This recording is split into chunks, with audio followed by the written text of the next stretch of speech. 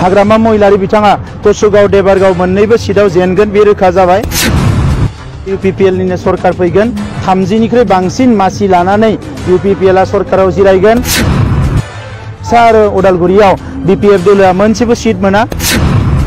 थांनाय 17 बोसोराव BPFआ जौ बेदर जाहोनाय आरो सिगिनाय आरो नांलाय खमलाय खालामनाय बुलायनाय बिनि बादै जेबो खालामाखै। ओंखायनो रायजो राजाफ्रा BPFखौ गाज्रि मोनदों। हाग्रामा महिलारि बिथाङा कसुगाव देबारगाव मोन्नैबो सीटआव जेनगोन बे रोखा जाबाय।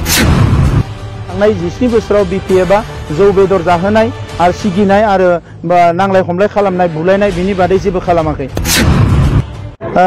बिसायख'थिनि थाखाय UPPL हान्जाया रेडि जाबाय आरो एबार UPPL निनो सरकार फैगोन 30निख्रुइ बांसिन मासि लानानै UPPL सरकाराव जिरायगोन।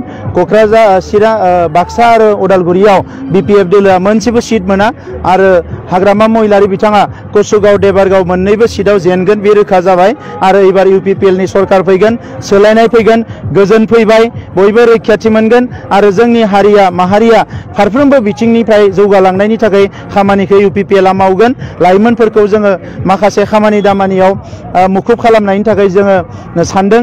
जोंनि हारिनि माखासे आबादारिफोरखौ जोङो जौगाहोनायनि खोथाखौ सानदों। आइजोफोरनि जौगानायनि खोथाखौ सानदों।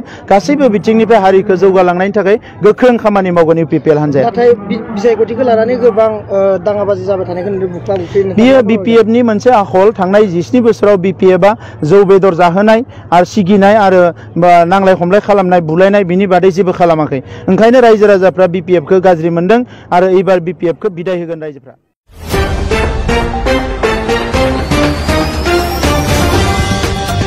Republic News, impartial, authentic, fast.